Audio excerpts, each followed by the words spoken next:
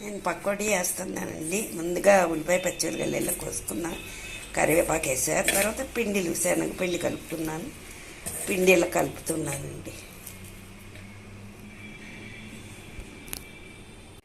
ఫైనల్గా పిండిని ఇలా కలిపేసానండి.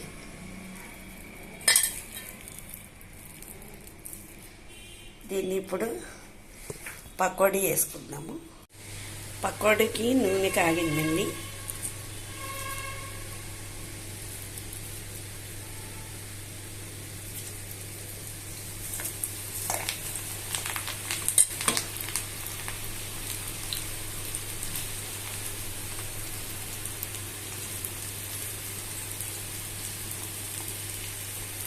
చూడండి, పకోడీ రెడీ అయిపోయింది. తీసుకుందాము.